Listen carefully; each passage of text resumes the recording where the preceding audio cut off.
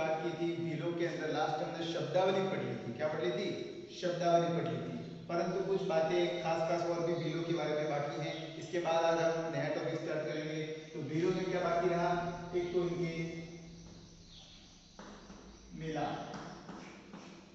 मेले में आपको सबको पता है भीलों का सबसे बड़ा मेला, जिसे भीलों का कुंभ भी कहते हैं, भीलों का हरिद्वार भी कहते हैं। ऐसी कौन सी जगह है? कौन सी जगह है? बेणेश्वर धाम। कौन सी जगह है? बेणेश्वर धाम। बेणेश्वर धाम आपको पता है सावला तहसील के निकट पड़ता है, और ये बेणेश्वर धाम है वो नवा टापरा गांव में स्थित है। कहाँ स्थित है? नवा टापरा गांव। नवा टापरा गांव में बेणेश्वर धाम स्थित है, जिसे भीलों का कुंभ, भीलों का हरिद्वार कहा जाता है। भीलों का हरिद्वार क्यों कहा जाता है?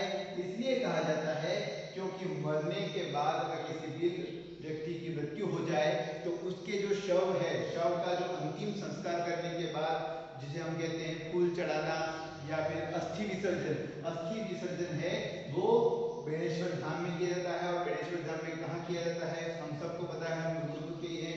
यहाँ पर क्या है? त्रिवेणी संगम है। क्या है? त्रिवेणी संगम स्थित है। कौन सी नदियों का है? सबको पता है, सोन, माही और झाखम। तीनों नदियां सबको पता है, तीनों नदियों की त्रिवेणी संगम बनता है नवा टापरा गांव, बेणेश्वर धाम। ठीक है, अस्थि विसर्जन का काम यहाँ पर होता है। आगे बात करें वर्तमान के अंदर यहाँ पर मेला कब बढ़ता है? मेला कब बढ़ता है? माघ पूर्णिमा के दिन। कब बढ़ता है? माघ पूर्णिमा के उत्सव पर मेला बढ़ता है। माघ पूर्णिमा के दिन 3 दिन तक ये मेला चलता है। कितने दिन तक चलता है? 3 दिन तक मेला चलता है। 3 दिन तक मेले के आयोजन के अंदर रात्रि में, जो मोस्ट इंपोर्टेंट थिंग है इस मेले की, रात्रि के समय यहाँ पर कृष्ण लीलाओं का आयोजन होता है। कृष्ण लीलाएं, कृष्ण लीलाओं का आयोजन, जिसे रास भी कहते हैं। क्या कहते हैं? रास। और इस रास को देखने के लिए जो इस बेणेश्वर धाम के प्रमुख महंत हैं, जिसे पीठ प्रधान भी कहते हैं, वर्तमान में है, सबको पता है, अच्युतानंद जी महाराज है। अच्युतानंद जी महाराज, जो वर्तमान में गद्दी पर बैठे हैं। सर्वप्रथम इस धाम की जो स्थापना है, इस धाम को जो प्रसिद्धि दिलवाई है, वो काम किसने किया था? संत मावजी महाराज ने किया था। किसने किया था? संत मावजी महाराज ने किया था। संत मावजी महाराज। हाँ, एक कंफ्यूजन दूर कर दो आपका, संत मावजी महाराज का मंदिर यहाँ बेणेश्वर धाम में नहीं है। ठीक है, संत मावजी महाराज की केवल चरण पादुका है, मतलब पैरों के निशान। ठीक है, चरण पादुका है। वो चरण पादुकाएं, ये मंदिर है सावला के अंदर है। कहाँ पर है? सावला के अंदर। और जो ये गद्दी है जहाँ पर अच्युतानंद जी बैठते हैं, वो गद्दी भी कहाँ पर है? सावला, उसी मंदिर के अंदर है जहाँ पर ये पीठ प्रधान की गद्दी है। ठीक है, तो इस चीज को आप ध्यान में रखें। आगे हम बात करेंगे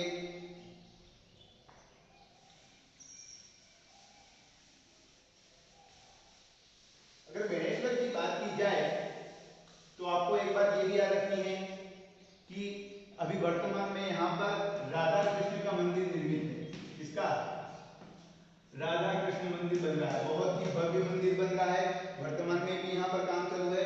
इस मंदिर की विशेषता यह है, क्या है विशेषता? कि इस मंदिर के प्रांगण में, कहाँ पर?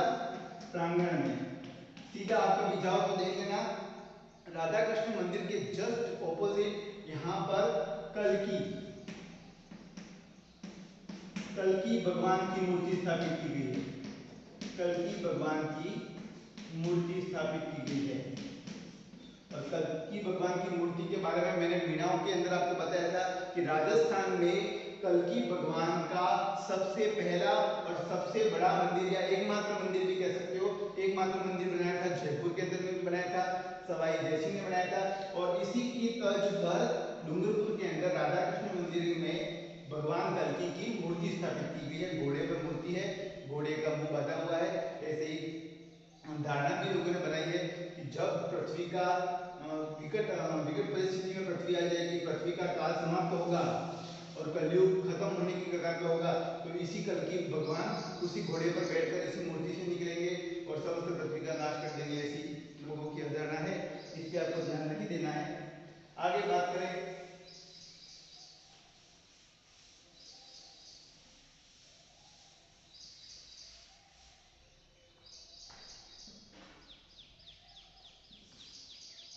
नृत्य। नृत्य मोस्ट इंपोर्टेंट है।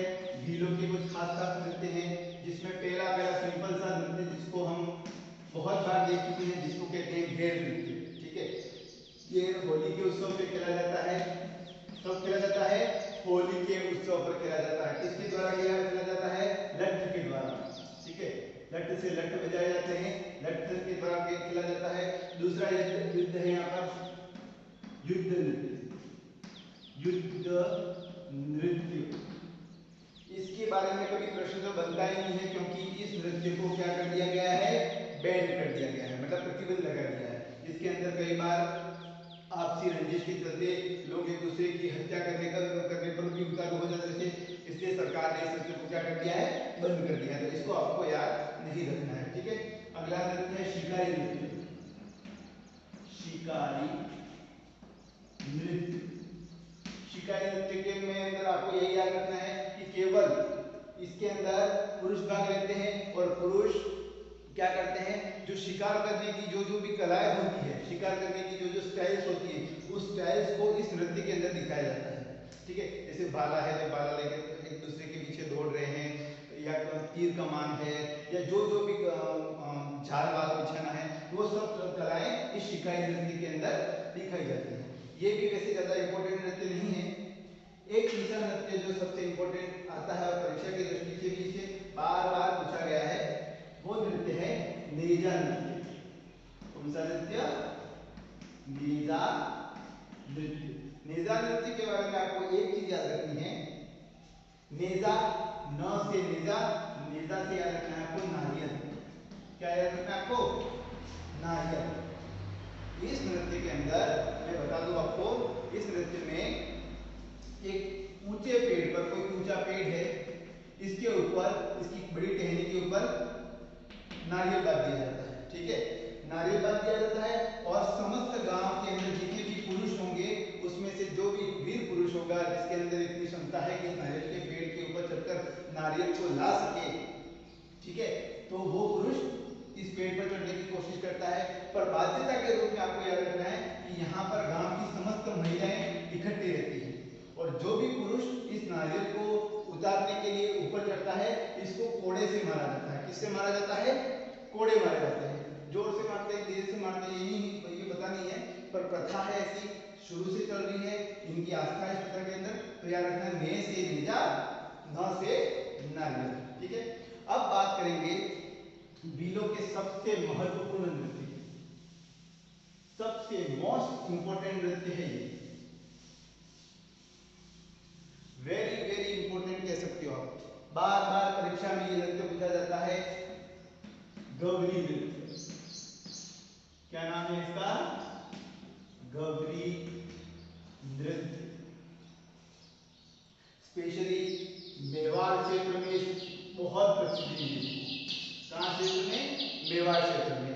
कोटड़ा साइड की है, झाड़ोल तहसील है, फलासिया है, गिरवा है, सरड़ा है, इन जगहों पर इस नृत्य को बहुत ही प्रसिद्धि मिली है। ठीक है, इसकी एक एक बात आपको दिमाग में बैठा रखनी है। हर बात इसकी एक प्रश्न बनता है, हर बात में प्रश्न बनता है, जिसके अंदर आपको याद रखना है सबसे लंबा नृत्य है, सबसे ज्यादा दिन चलने वाला नृत्य, सबसे ज्यादा दिन चलने वाला नृत्य।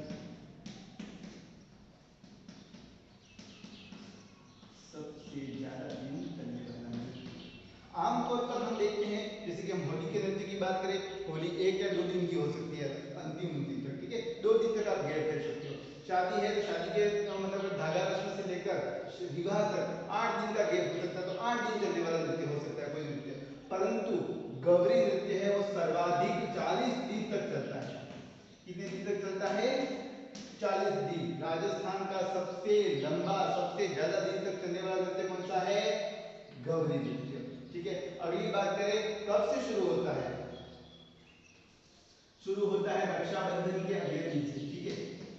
रक्षाबंधन के अगले दिन से ये शुरू होता है।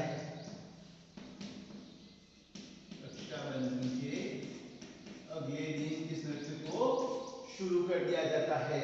अगली विशेषता अगर बात करें इस नृत्य की तो याद रखना, केवल पुरुष प्रधान नृत्य, केवल पुरुष प्रधान नृत्य, केवल पुरुष प्रधान, ठीक है। पुरुष प्रधान का अर्थ इस नृत्य के अंदर महिलाएं भाग नहीं लेती हैं। क्या नहीं लेती हैं? महिलाएं भाग नहीं लेती हैं, केवल पुरुष ही भाग लेते हैं। और कभी आप ये नृत्य देखो तो आपके अंदर उसके अंदर आपको स्त्रियां भी देखने मिलेंगी, परंतु उस स्त्रियों की वेशभूषा के अंदर भी क्या होते हैं? पुरुष होते हैं। पुरुष है वो महिला की वेशभूषा पहनते हैं और स्त्रियां ये नृत्य नहीं करती हैं। तो केवल ये पुरुष प्रधान नृत्य है। अगली विशेषता की बात करें तो ये नृत्य क्यों किया जाता है? क्या कारण है? हर नृत्य, हर कोई प्रोग्राम, इसके पीछे कोई ना कोई वजह होती है, ठीक है, कोई ना कोई स्टोरी होती है। तो इसके अंदर भी आपको याद रखना है भस्मासुर, ठीक है। भस्मासुर पता है आपको, एक बहुत ही खतरनाक राक्षस हुआ करता था जिसने भगवान शिव की बहुत ही ज्यादा तपस्या की, बहुत ही भयंकर तपस्या की, बहुत सालों तक उसने तपस्या की। और आप जानते हैं शिव जी को भोलेनाथ कहते हैं, बहुत ही भोले थे। वरदान दे दिया भस्मासुर को, भस्मासुर को वरदान दिया कि अगर तू किसी के ऊपर भी हाथ रख देगा तो वो व्यक्ति क्या हो जाएगा? भस्म हो जाएगा, ठीक है।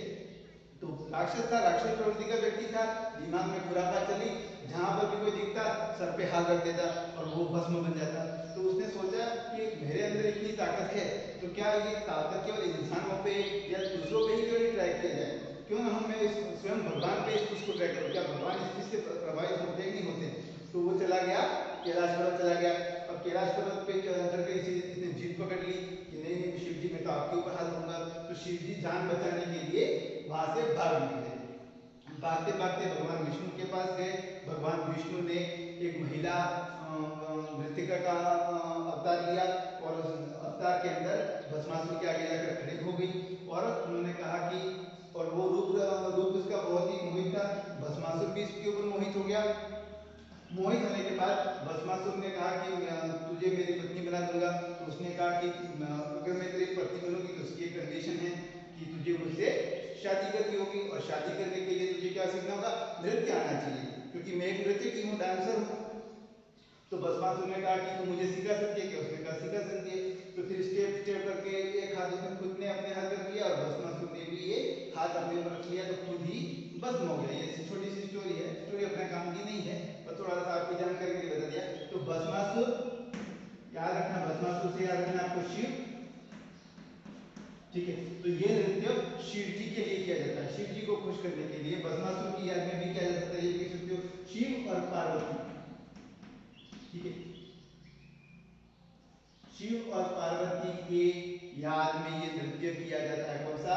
गौरी नृत्य, ठीक है। गौरी नृत्य का दूसरा नाम राई नृत्य भी है, ठीक है, याद रखना।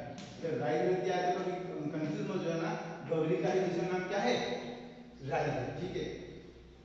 शिव को याद रखना पुरिया कहते हैं, ठीक है।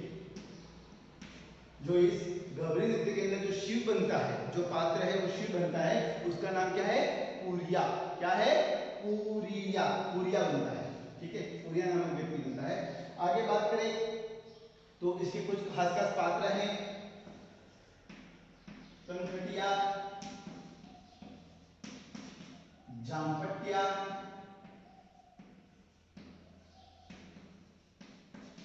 ठीक है, ये इसके एक पात्र हैं जो अलग अलग, कोई वकील भी बनता है इसके अंदर, पुलिस वाला भी बनता है, चौकीदार भी बनता है, डाकण भी बनती है, डायन भी बनती है, बहुत से पात्र होते हैं, बहुत ज्यादा पात्र इसके अंदर काम करते हैं। पर अगली विशेषता चौकी बात अगर याद रखें आप, तो यह नृत्य केवल दिन में किया जाता है। कब किया जाता है?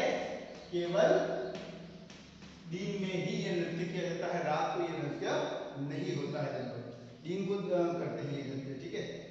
और ये जो करने वाले हैं, जो ये गौरी के लोग हैं, जो 40-50 लोगों की इनकी पूरी टीम होती है, वो टीम है वो किसी से 1 रुपया नहीं लेती है। ये नृत्य किसी की शादी में या किसी के घर के आगे नहीं किया जाता है। ये नृत्य बड़ी बड़ी चौपाल है गांव की, वहां पर इन लोगों को बुलाया जाता है पूरे गांव के द्वारा। इसके बाद जो आपकी इच्छा होगी, इच्छा शक्ति के अनुसार ये जो देना चाहे वो ले लेते हैं। बाकी इनकी कोई डिमांड नहीं होती है हम गौरी नृत्य आपके यहाँ के आके गाँव में आके कर रहे हैं तो मुझे इतना पैसा दो या हमको इतना पैसा दो, ये बात ये लोग नहीं करते हैं। तो गौरी नृत्य इसलिए भी बहुत ही खास है। इनको किया जाता है केवल पुरुषों द्वारा किया जाता है, महिलाओं का रोल होता है, परंतु महिलाओं की वेशभूषा पहनकर पुरुष ही महिला का किरदार निभाते हैं। भस्मासुर की यात्रा किया जाता है। रक्षाबंधन के अगले दिन से शुरू हो जाता है, 40 दिन है। भगवान शिव को पुरिया कहते हैं। कनकटिया और झामपटिया इसके पात्र। कभी परीक्षा में ये प्रश्न आ चुका है, इसके में लिखा है, ठीक है। कनकटिया और झामपटिया क्या है? तो आपको ऑप्शन में याद हो जाएगा कि गौरी नृत्य के पात्र है, ठीक है।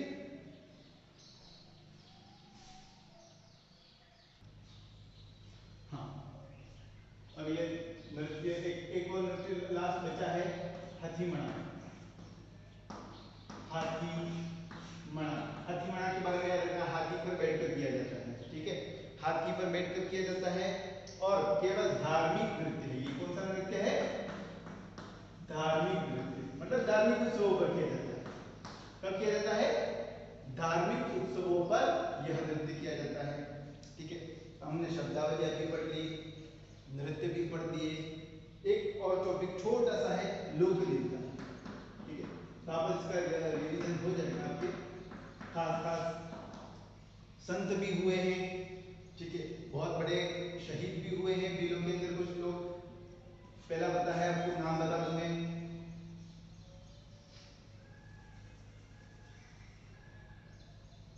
कालीबाई,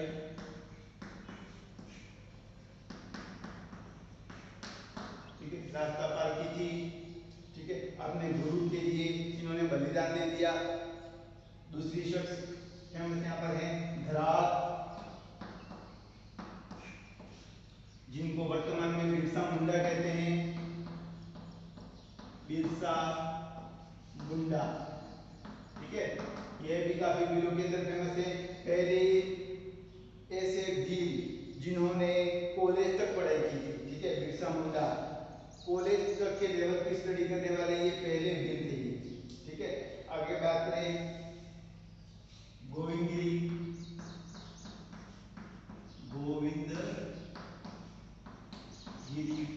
वैसे ये जन्म से वीर नहीं थे, ठीक है, तो कर्म से वीर मानते हैं इनको, वीरों के गुरु मानते हैं इनको, ठीक है।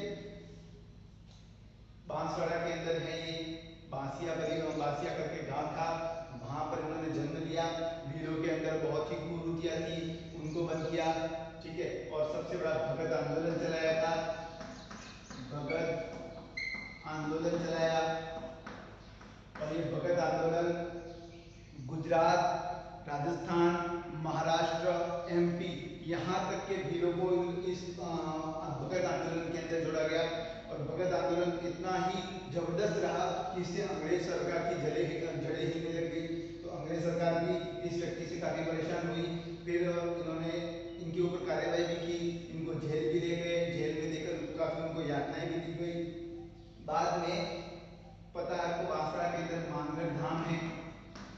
मानगढ़ धाम पर जब गोविंद गिरी की सभा वहां पर आयोजित हो रही थी, उस सभा की सूचना अंग्रेजों तक पहुंच गई और अंग्रेजों ने वहां पर फायरिंग कर दी। फायरिंग के अंदर लगभग 1500 वीर शहीद हो गए थे। कितने वीर शहीद हो गए थे? 1500 वीर शहीद हुए और गोविंद गिरी को गिरफ्तार किया गया वहां पर। और उसके बाद गोविंद गिरी को कहते हैं कि जेल के अंदर यातनाएं दी गई, कोई कहता है फांसी दे दी गई, कोई कहता है काले पानी की सजा दी गई। ये सब प्रकार की यातनाएं उनको झेलनी पड़ी, ठीक है। टोटल देव आपको पता है, कुल देवता है इनके। केसरीनाथ के बारे में भी आपको बता दिया है, बार बार यहाँ पर लिखकर टाइम नहीं करेंगे अपन, ठीक है। तो ये सब आपको नाम भी याद रखने हैं। वीरों का टॉपिक यहाँ पर समाप्त। अगर वेशभूषा की बात करें तो वेशभूषा तो सब सेम ही है, आपको पता है। कृषि भी सेम है। कृषि के अंदर आपको वही याद रखना है, चीमाता और दजिया, ठीक है। चीमाता जो पहाड़ पर खेती की जाती है, दजिया जो कहाँ की जाती है, मैदानी भागों में की जाती है, ठीक है। तो इसके ऊपर ज्यादा समय खर्च नहीं करेंगे। आगे हम तीसरी बड़ी जनजाति राजस्थान की पढ़ेंगे। दो कंप्लीट हो गए अपने। तीसरी बड़ी जनजाति जो परीक्षा की दृष्टि से महत्वपूर्ण है, ठीक है। तीसरी बड़ी जनजाति है गरासिया। कौन सी है? गरासिया। तीसरी बड़ी जनजाति, पहली तो हो गई मीणा, दूसरी सबसे बड़ी जनजाति भील, और ये तीसरी बड़ी जनजाति राजस्थान की बात, देश की तीसरी बड़ी जनजाति। हाँ, पहली बात करेंगे कि गरासिया है वो अपने आप को क्या मानते हैं, ठीक है। सबसे इंपॉर्टेंट है कि ये लोग क्या मानते हैं। तो गरासिया है वो स्वयं को अयोध्या निवासी मानते हैं। कहाँ के निवासी मानते हैं? अयोध्या निवासी। और अयोध्या निवासी है, सीधी सी बात है, भगवान राम के वंशज मानते हैं खुद को। किसके वंशज मानते हैं? भगवान राम के वंशज मानते हैं। परंतु वही नाम फिर से आ रहा है, colonel James Tod. Colonel James Tod क्या कहता है? इसकी अपनी अलग ही राम कथा है, सबके बारे में इसने अपना विश्लेषण दिया है। कर्नल जेम्स टॉड के अनुसार गरासिया शब्द है वो गवास से बना है। किससे बना है? गवास से बना है। और गवास के शाब्दिक अर्थ की बात करें तो गवास का शाब्दिक अर्थ होता है सर्वेंट, ठीक है। क्या अर्थ होता है? सर्वेंट। सर्वेंट या फिर नौकर, ठीक है। सर्वेंट या नौकर। तो इनका कहना था कि ये लोग हैं वो मीणाओं के सर्वेंट हुआ करते थे। मीणा जनजाति के सर्वेंट हुआ करते थे, नौकर हुआ करते थे। और ये गरासिया शब्द है वो गवास से बना है, ठीक है। ये अयोध्या निवासी है वो गरासी स्वयं को मानते हैं। कर्नल जेम्स टॉड है वो गवास सर्वेंट को मानता है। परंतु हमारी किताब के अंदर हमें याद रखना है कि यह जनजाति मूल रूप से गुजरात की थी।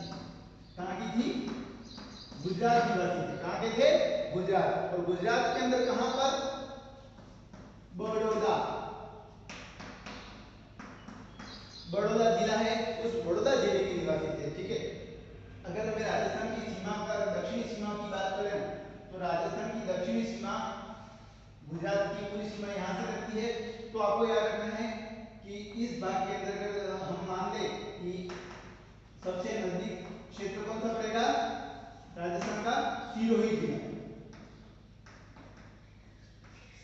गुजरात की सबसे निकटतम सीमा किससे लगती है? सिरोही जिले से लगती है। तो सर्वाधिक गरासिया है वो गुजरात से सबसे पहले कहां पर आए? सिरोही के अंदर। तो सिरोही के अंदर इनकी जनसंख्या बहुत ही ज्यादा होगी। तो याद रखना सिरोही के अंदर दो तहसीलें आपको याद रखनी है। कितनी तहसीलें? दो तहसीलें। एक तहसील का नाम है आबू तहसील और दूसरा है पिंडवाड़ा, ठीक है।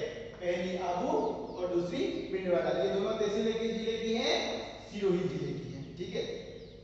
अब शब्द आ गया आबू। आबू पता है माउंट आबू, वही अपने 1727 या 1722 जो भी आप ले लो, ऊंचा राजस्थान का सबसे ऊंचा पर्वत गुरु शिखर जिसकी ऊंची चोटी है, ठीक है। अरावली पर्वतमाला का हिस्सा है, अरावली की सबसे ऊंची चोटी गुरु शिखर।